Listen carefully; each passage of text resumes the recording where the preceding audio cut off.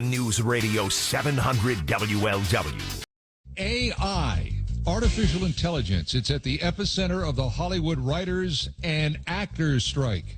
The actors joining the picket line this week. Nobody seems to know how to handle AI from a creative standpoint. And now this. Comedian Sarah Silverman and two fellow authors are suing Meta, which is Mark Zuckerberg's conglomerate, and ChatGPT, which is the maker of OpenAI, and she and these other authors are alleging that the company's AI language models were trained on copyrighted materials from their books, and they did not have their these companies' AI language, ChatGPT and Meta, did not have their permission or their consent to use this material. The complaint against OpenAI claims that, quote, when ChatGPT was prompted, ChatGPT generated summaries of these authors' copyrighted works, something only possible if ChatGPT was trained on the author's copyrighted works.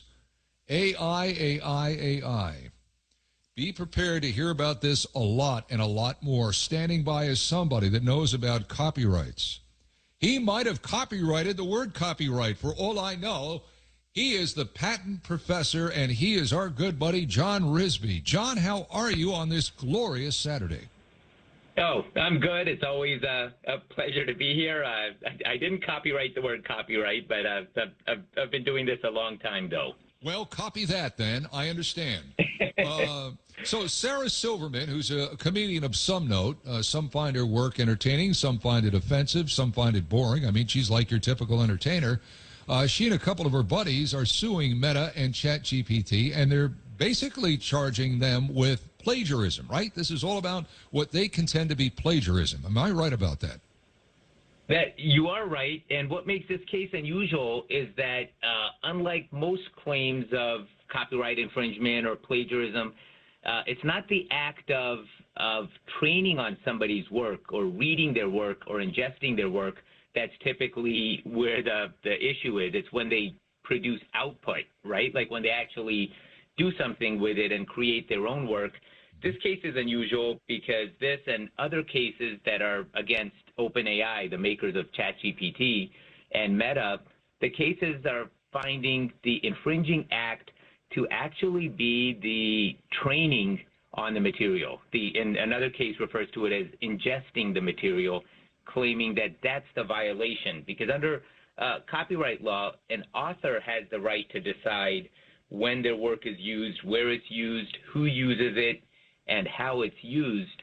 And that the only way that ChatGPT can provide details of a summary of in Sarah Silverman's book, for example, is if it had ingested or trained on that book, and that's what they're suing for, not the actual output. Right. So it's the old input-output, and their issue is with the input, correct?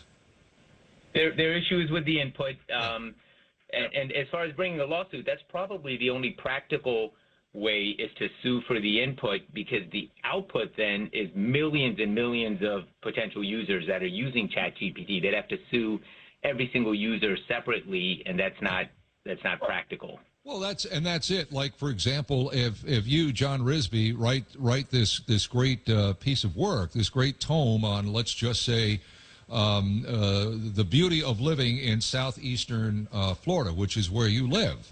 And you write that, and you publish that, and then all of a sudden I take that and I use that in my dissertation at the University of Cincinnati, where I'm not a student. So this is all in the just the realm of just hypothesis. But if I took that, what you wrote, and I used that to do some sort of show or whatever, or used it as a paper at the University of Cincinnati, I would be guilty to you.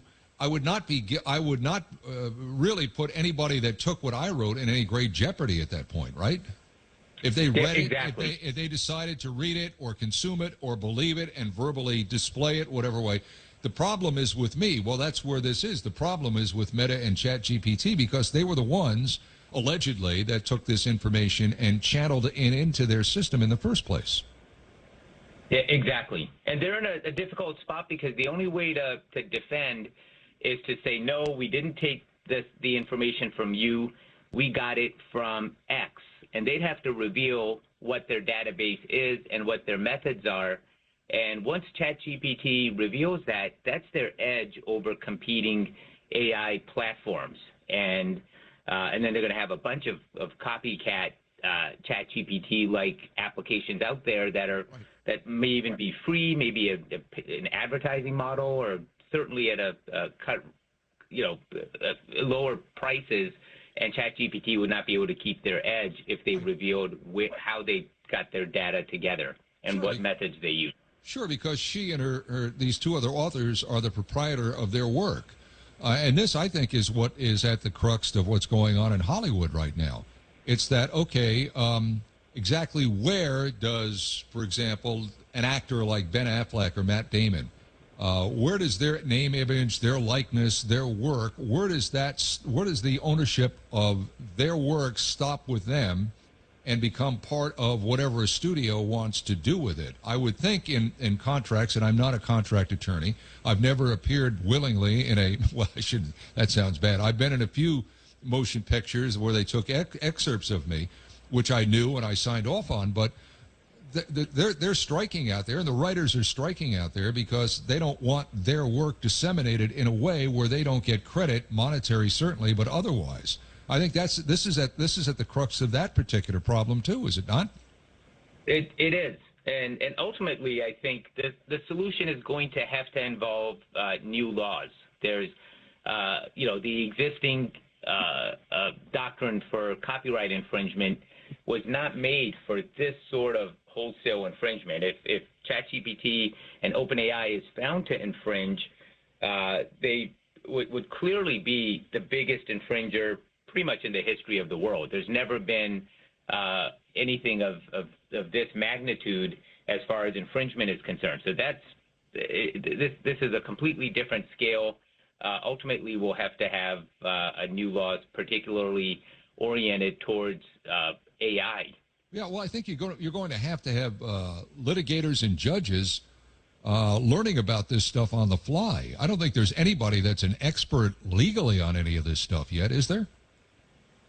There's not, and the law is typically well behind technology in terms of an understanding. So yes, I mean certainly it's going to be really difficult to find judges that have an understanding of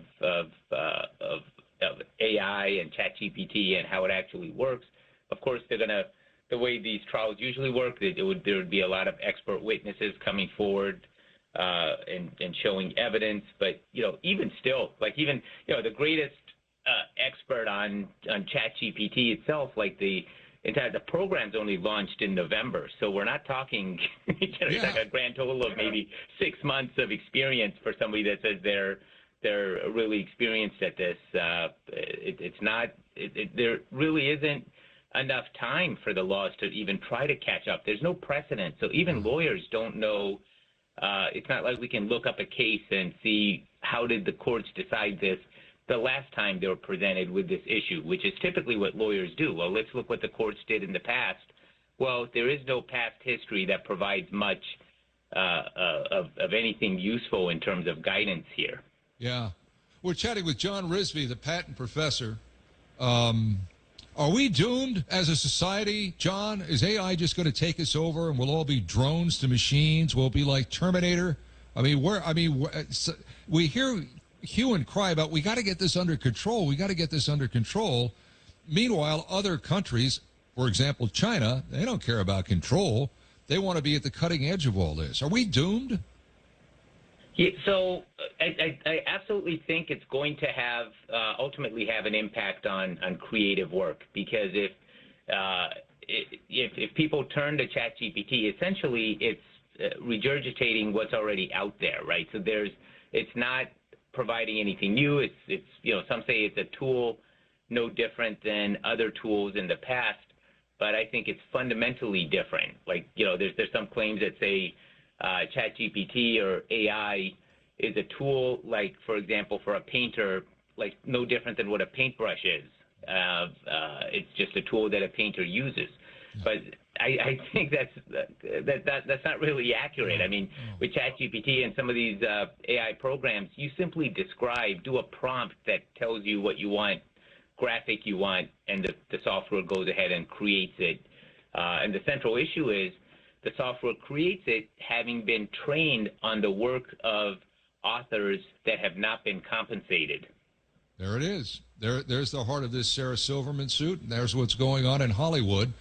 And my guess its tentacles will reach into other businesses and business models as well. John, it's great having you on, as always. Stay well. I'm sure there'll be something else that's going to pop up here in the next week or so. We'll be in contact. I appreciate it. Thank you. Of course, always a pleasure. Thank you.